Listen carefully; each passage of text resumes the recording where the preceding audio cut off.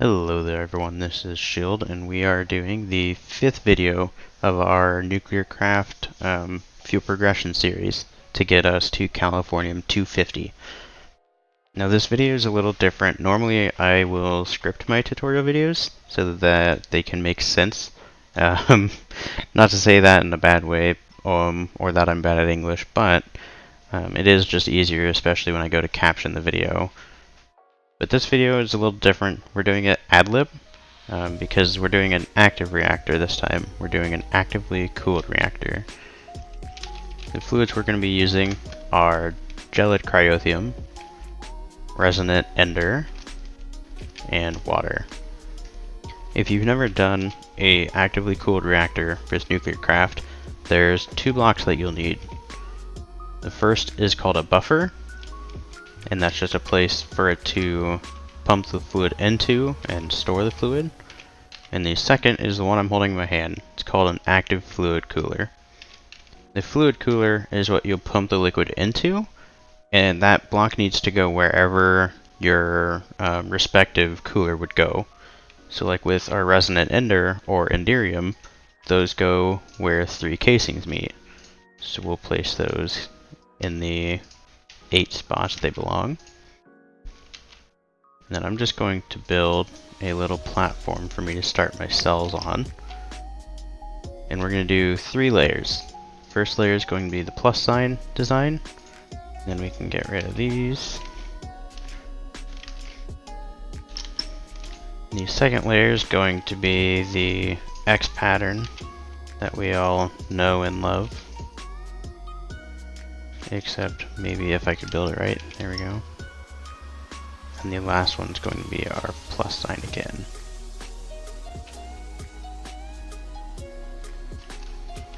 So there we go. We have our 4 on the bottom, 5 in the middle, and 4 on the top. And for 100% efficiency, that would be perfectly acceptable to use if you were just going for that as your goal. But I like to have my reactors have efficiency. When they're not a breeder reactor, I do like them to be more efficient with their fuel. So what I'm going to do is I'm going to stick a graphite block here, here, and here. And those are slightly important as well, as you'll see later as to why I put them in those spots. So you see I have Gelid Cryotheium going right into this buffer here. We're going to place our cooler here and here. So on the 2 sides for the Gelid Cryotheium. And now you remember I have water. And water coolers have to touch at least 1 reactor cell. So we're going to put those in our 4 corners here.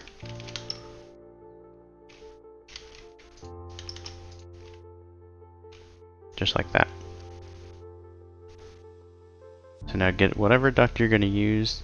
I'm just using hardened fluid ducts. It works fine for my setup. But with NuclearCraft, you can obviously do whatever you want it to be. You see they connect like they should. Then we're going to do the same thing down here for the Enderium. Same thing over here. They just connect normally. Then we'll do the same up here. Maybe, if I can get over there. There we go. So this is what it should look like.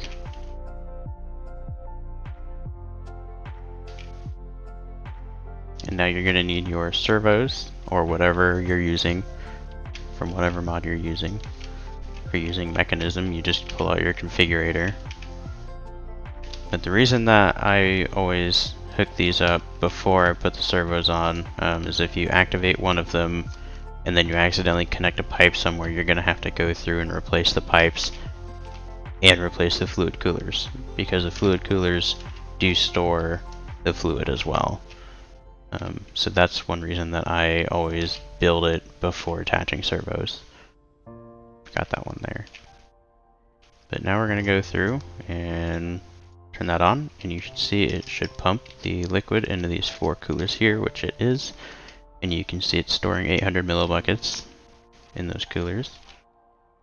Do the same thing here, here. Kind of boxed myself in there. There. This one and that one. And another note is that if you do put them in the wrong place and you turn the servo on, it will not consume the fluid if you turn the reactor on. So say, for example, like we wanted Cryotheium here. Now if you know NuclearCraft, that's a problem, because Cryotheium, you can't use it as a cooler unless it's touching 2 reactor cells. So if you were to hook this up like this, and turn the reactor on, it won't use it because this is not a valid cooler. So that's a good good side thought by the mod creator to say, hey, that's not in the right place, don't use it. So you can see it's going through the pipes, everything is connected as it should be. I'm going to go ahead and close it up. Oop, don't do that. Glass does not belong in the reactor. And these actively cooled reactors, I think they do look quite neat. They're a piece of work, but they do burn through fluids quite quickly, which is why I have all of mine automated. So we can see right here, creating 182,448 RF per tick. We're cooling to a negative 14,000. So if you wanted to, you could add a few more reactor cells. So like we could put one, I think there. That looks right. And then if we were to close this up again, you'd see negative 13,000, 188,000. And then you could go in and say like, oh, I want to put, let's say graphite blocks there. Let's see what that does. Still underneath. So at this point, it's really however you want to design it, however you want your reactor to work, whether you want it to be a powerhouse per se for your energy. It's really up to you. So if we were to go over here now, you'll see we're still good on heat. 205,000 RF per tick, efficiency of 242. So at this rate, it's really up to you as to what you want to do. I think I see a block that I missed though. I did. I meant to put one there, so that might actually change things slightly. It does. Okay. That's what I thought. So see, just like with anything, with NuclearCraft, you can really make it just what you want. So this is the reactor design that I go with. This is the one that I have built over in this room.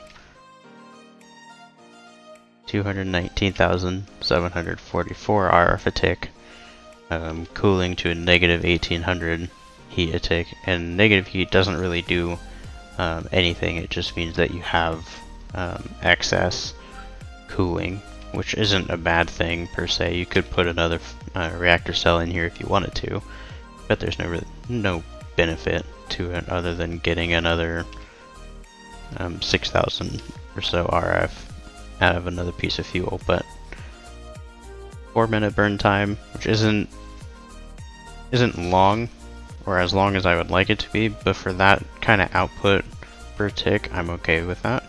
Efficiency of 279.5%, and obviously cooling for 57,200 heat per tick with a heat multiplier 489.7. And I still don't have that hooked up. Goodness. Didn't really change it much.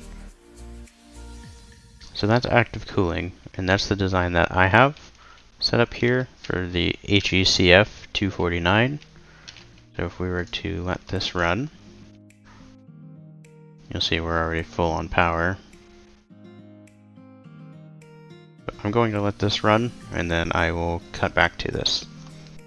So as you can see, the reactor is done running, and we have one depleted HECf-249 Oxide fuel.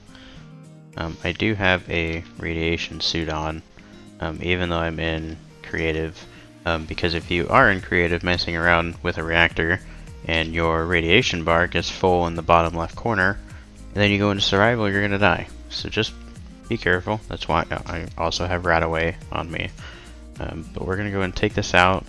We'll have to be quick with it because you can see it raises your radiation quickly. As soon as you click the item though, radiation goes away. But we will put it in our fuel reprocessor and let it do its thing. And we'll get our byproducts. Alright, you can see here we have our byproducts. So we have our Californium-252 tiny clumps, Californium-251 tiny clumps, and our Californium-250 clumps.